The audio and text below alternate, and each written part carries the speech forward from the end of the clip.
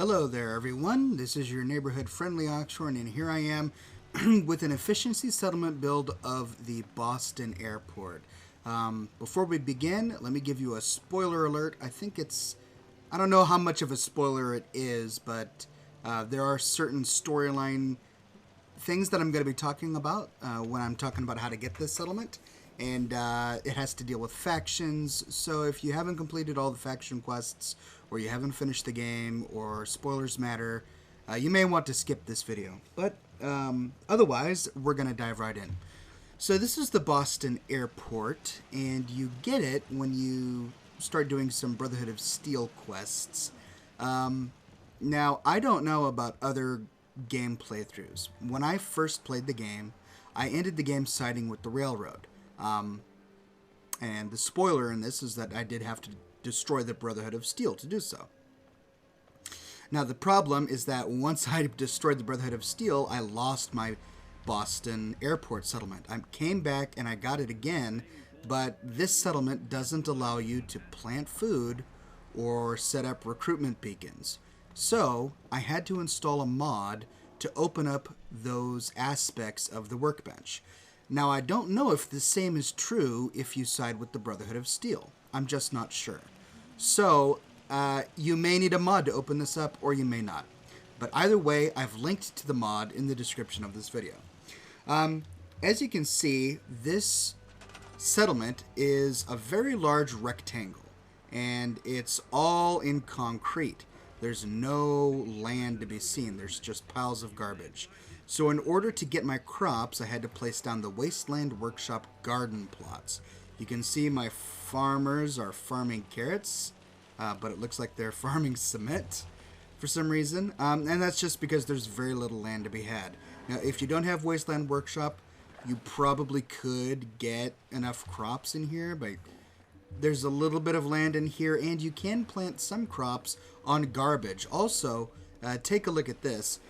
These are my water pumps, and in these rubble sections count as land as well, so you can plant your crops and water pumps on these rubble sections. But the majority of the settlement is pure concrete, and so you're not going to be able to plant very many crops. But as you can see from my stats here, I've got this settlement set up to support 36 people. I only have 30 of my 36 people, and I've done some unique stuff to it. So the first thing I want to show off is this building I constructed. So this did not come with the settlement. I had to build it from scratch. I used the concrete from the Wasteland Workshop. And one benefit to this settlement is that it has a very high construction, what's the word? It allows you to build really tall structures. So the settlement cap for height is pretty tall. So you can build pretty tall structures here, and I think the reason is because they designed this to be more like a player home, kind of like the Mechanist's Lair, as opposed to a fully fledged settlement, which is why you can't have recruitment beacons or food without resorting to a mod. Anyway, so what I wanted to do with this, instead of turning it into a player home and just really building this lavish structure, I decided I wanted to use the majority of this land for a marketplace. So I have a really large marketplace. I think I have 20 or so different shops all around the perimeter of this elevated platform. And the idea was, the Brotherhood of Steel is gone. We're the Minutemen. We're taking it over. We're going to, yay capitalism. We're going to put up some shops and defend and turn it into a place for traders to come. So I've got all of my shops out here. I have one bar here and a couple of drinking, chatting stations over here. I lined the perimeter of this elevated marketplace with these street lights from Wasteland Workshop, and they really light up the place well at night. I've only got one guard tower down here, and my defenses are not very high. And the reason for that is because this settlement has no enemy spawn points. And I'll show you that really quickly. Let's go build... Let's go build a terminal, wire it up. Let's take a look at spawn points. load up our settlement management software, go to tasks, mark attack spawn points, and nothing happens. Normally, if it marks them correctly, you'll get the option to unmark the attack spawn points, but you don't see that here. And indeed, when you leave the terminal, you don't get a message saying that attack spawn points have been marked. And let's open up our quest log here, and we've got the settlement management software selected, and nothing pops up on the compass. So this settlement does not get attacked at all. And that's one reason why I think you can't actually turn it into a legitimate settlement. Now, that said, it does happen to be in an area that's filled with raiders. So, almost invariably, every time I fast travel into here, there are attacks taking place at my settlement. Now, they're not large scale, because these tend to be random raiders. Usually, there's a random raider wandering around over there, and then there's a random raider wandering around back here.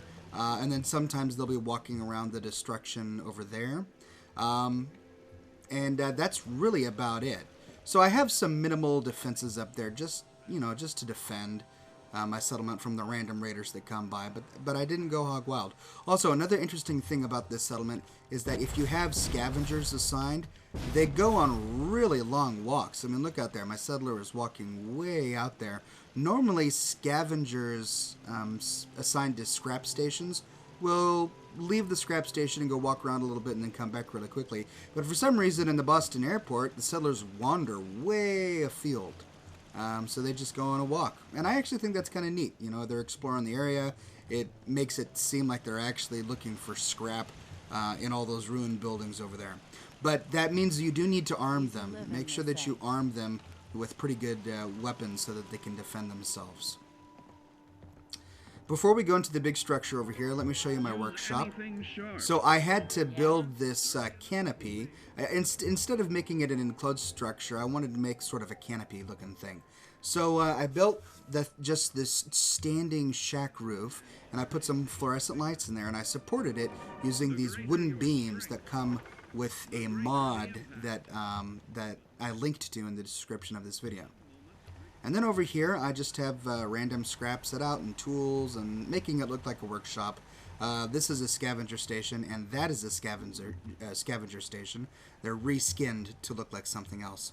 I decided to use the fusion generator simply because I didn't want to take up a lot of space. This power is way overkill for what I'm doing with this settlement, but despite the expense of constructing one of these, it saves a heck of a lot of space.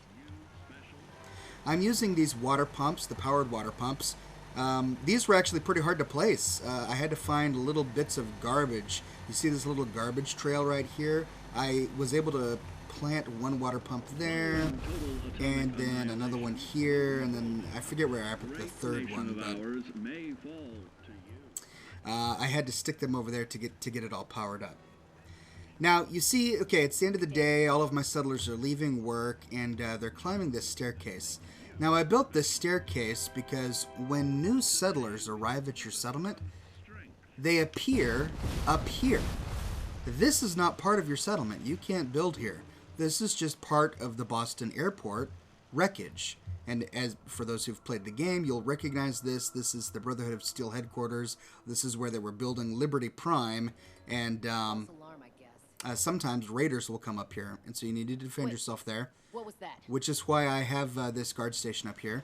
But settlers, when you first send them to this settlement, or when this settlement first attracts settlers, they hang out here. And I couldn't find a way to get them down. So I built this ladder so that they go down on their own, and that was before I built this structure. So this is the home. This is where I decided to place all of their beds. And I wanted to make it flush with this top level over there so that settlers could go into the home from down here or from up there. So going on inside to the first floor, it's pretty small and it's basic. So over here we've got a kitchen. I forgot to put wall decorations before I started recording this video. I'll do that afterwards. But the kitchen is working. This is a scavenger station. The settler will come and wash dishes. I've got some food laid out over here, and then over here is the TV station where the settlers can watch their TV. I'm going to turn this off for now so that we're not listening to it throughout my entire talk. I've got it powered up with some pylons all the way around. I've got them hanging from over here. I wired it around the perimeter, and that pretty much makes everything powered on the inside. So floor 1 is a TV station and a kitchen. Floor 2, I had a lot of fun with this, is the bedroom. So I made this big open space in concrete, and then I used the wooden walls as separator walls to make these unique rooms. So coming up the staircase, you know, you've got this hallway. You go into room 1, and room 1 has a few beds in here with, oh, it looks like we have a little texture glitch over there for some reason. But we've got a little writing desk over here and an office desk and a nice window out which you can see the marketplace. Coming down over here, and you turn left, and you've got bedroom number 2. This is a chem lab where they can produce their chems, and then also just some sleeping bags set out, and you know, personal effects and a filled shelf. And it looks out over into the Boston airport.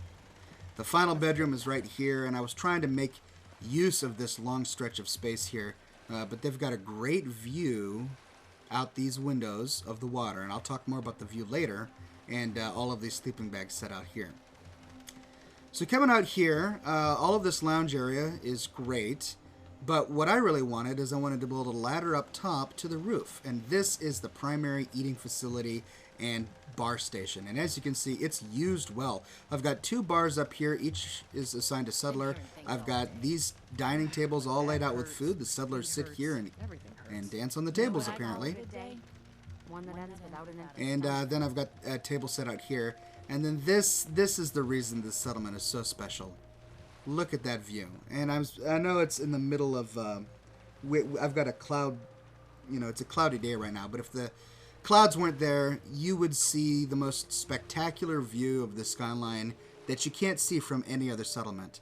I think Nordhagen Beach has a fairly decent view, but Boston Airport has the best view of the city. So if you want a city skyline, this is the settlement that you build to get one. And this is why it makes such a great place for a cool player home instead of a settlement. If you wanted to build a home here, you'd have a beautiful view of the city.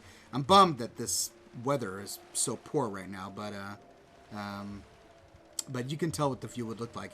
So what I decided to set out here is a couple of couches so that people can see the view, and I turned it into a smoking station. They've got their cigarette here, smoking cigar, coffee is set out here, and of course a camera so that they can take a picture of the view. And that's pretty much the bulk of the settlement, but there are a few things that I want to show you before I end. And the first is over here. So going around back towards the workshop, you see this floating bit of filth. This is a bug in the game. So when you first get the settlement, there's a big pile of garbage and trash here that you can scrap. But when you scrap it, it leaves this decal floating in the middle of the air. And there were a few around here. If you're on the PC, you can get rid of it by opening up your console, selecting the decal, making sure that you're just selecting the decal, and type disable. And there it goes. The decal is gone. Now, I don't know if you noticed, but when I walked up here... There, did you see that? Look at my compass. You see how an enemy appeared there? I'll be walking around and making noise. And you'll get these... You'll start to hear somebody talk, and the person will say, you know, did you hear that? Who's there? You know, someone's... It's almost as if there's this invisible radar or something hanging around here. Not right. Did you hear that? You can hear the person talking. I'm making noise with my jetpack and running around hoping. Could have sworn. Yep, here, let's open and close the door. That makes noise. Yeah, you can hear her talking, right? Okay, so there's someone around here. And for the longest time, I couldn't figure it out. I'm like, where is this person? I searched all throughout the ruins of the Boston airport, and I couldn't find this person. Wait, what was that? And so then I thought, you know what? I'm going to figure this out. And so I used a console command to toggle the free cam, and I just walked towards the noise, and lo and behold, False alarm, I guess. there's a Brotherhood of Steel engineer inside this area. Now, for those who have completed the quests, this is where the Brotherhood of Steel was constructing the Prime robot. Now, this entire area is closed off, so you can't get to it anymore. Now that the Brotherhood of Steel is dead, apparently Bethesda decided to close this entire area off. But the problem is that if you have a bunch of unassigned settlers, they still consider this part of your settlement. I mean, it doesn't act as a settlement, but what'll happen is you'll fast travel into your settlement. The game will run some calculations. The game will say, okay, how many settlers are unassigned? Okay, 5. So let's make those 5 settlers do something.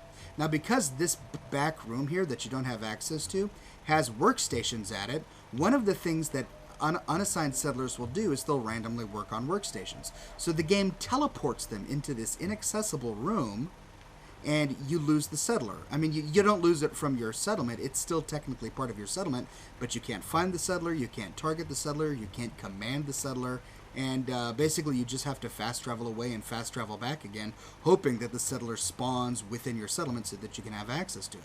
Now, that's a pretty big issue, but I found a way around it. So you know how we used that disable command just a moment ago? You can do the same thing on this door. You can't open this door, but you can disable it. So let's select it.